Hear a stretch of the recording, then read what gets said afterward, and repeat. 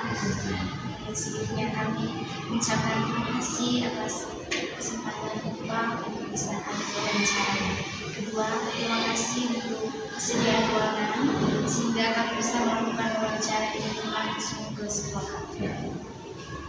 Sebelum kami menyampaikan tujuan kami, izinkan kami memperkenalkan diri. Jadi, kami ini mahasiswa dari Unika 1 Pulau Sulteng dari program studi Teologi tingkat 1. Jadi, tujuan kami datang ke sini dan bertemu dengan Bapak untuk mewawancarai Pak Guru terkait materi kendala bahasa Indonesia dalam penulisan ragam baku dan non-baku.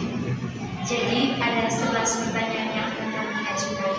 Sebelum itu, izinkan kami untuk menjalankan proses wawancara.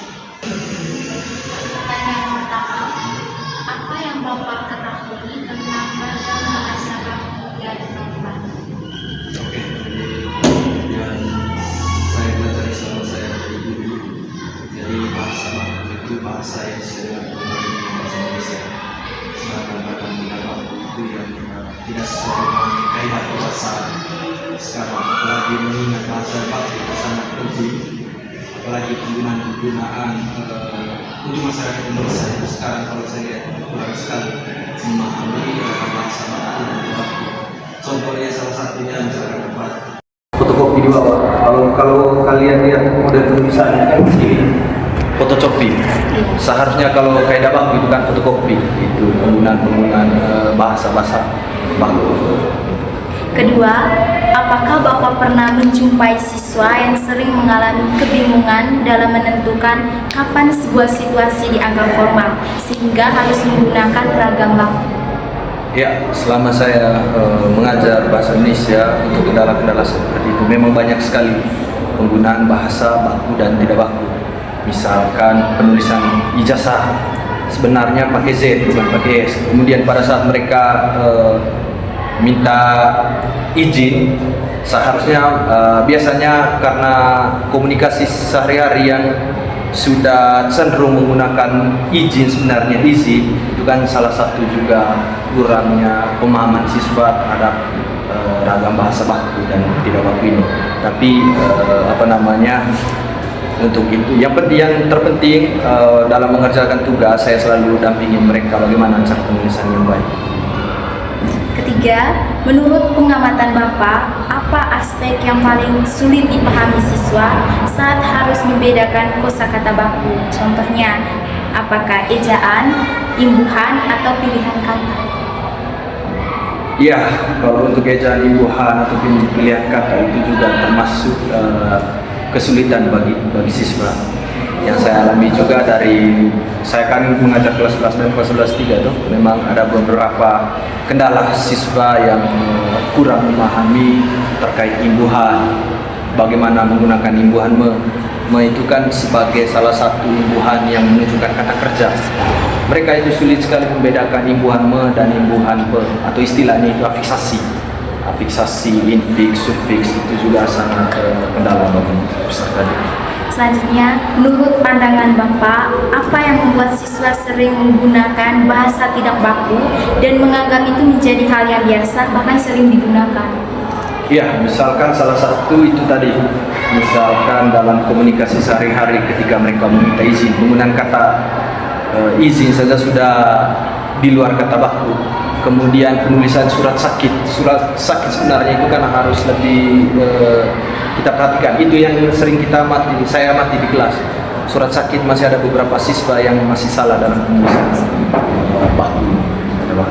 Selanjutnya, apakah penggunaan singkatan dan singkatan pada era tren media sosial sekarang sering terbawa ke dalam lembar jawaban ujian atau tugas siswa? Tugas siswa, ya. Kalau untuk itu biasanya untuk materi-materi bahasa Indonesia misalkan berkaitan dengan singkatan itu memang bergantung dengan perkembangan zaman.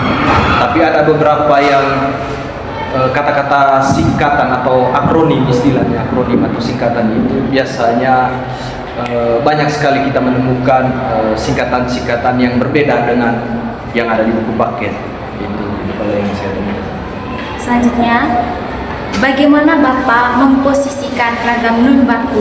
Apakah dilarang sepenuhnya atau diberikan ruang khusus dalam kreativitas seperti dalam menulis cerpen atau dialog?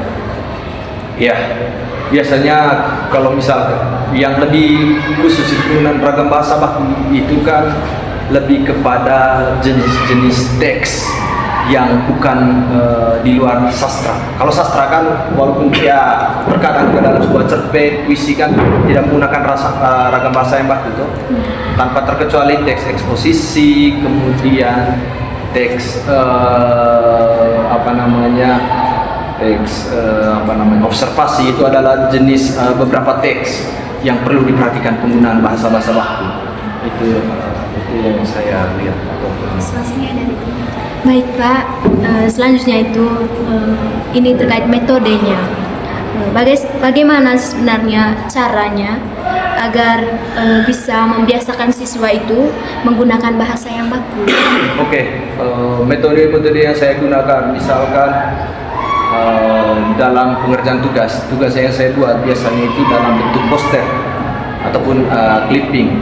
Poster itu biasanya saya buat dalam bentuk bahasa-bahasa yang baku. Misalkan tugas yang diberikan itu menggunakan bahasa-bahasa baku. Jadi ini adalah salah satu petunjuk agar mereka memahami juga bahwa ragam bahasa baku itu sangat penting. Apalagi kalau misalkan poster kan biasanya kita tempel di tembok ataupun dalam penggunaan itu tadi surat sakit. Biasanya terkadang saya juga memberikan materi, bahkan tentang surat sakit pun saya harus buat materi. Bagaimana penulisan yang baik. Itu adalah salah satu metode atau cara yang saya lakukan. Seperti itu.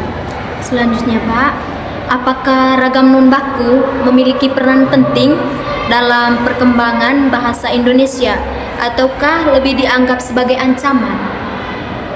Ragam non baku itu ya kalau kita lihat sekarang untuk kasus saya belum pernah baca berita untuk kasus-kasus yang seperti ini gara-gara tidak menggunakan bahasa baku dan tidak baku itu kan tidak sampai di penjara. Atau mungkin kakak-kakak juga pernah tidak dengar kasus yang kita tahu kan kasus-kasus mungkin ya masuk politik ekonomi. Tapi kalau untuk kasus-kasus yang misalkan begini penulisan nama gelar saja itu ada beberapa yang perlu kita pertimbangkan. Misalkan salah. Apakah sampai saat ini ada kasus yang membicarakan tidak tuh? Jadi kalau menurut saya ya tidak menjadi ancaman, tapi dituntut siswa harus mengerti ragam bahasa baku. Apalagi perkembangan zaman sekarang yang sedikit-sedikit penggunaan ChatGPT, terkadang ChatGPT juga ataupun AI ini kan sangat kurang memperhatikan penulisan. Itu menurut saya. Untuk selanjutnya, apakah ada contoh konkretnya Pak terkait kesalahan penggunaan ragam baku dan non baku yang sering ditemukan dalam pekerjaan siswa? Ya, itu tadi. Misalkan penggunaan penulisan surat YTH. YTH itu kan salah satu bentuk kata baku juga, yaitu tadi bentuk akronim juga. Bagaimana penulisan yang baik dan benar. Terkadang mereka juga tulis YTH itu menggunakan huruf kapital semua.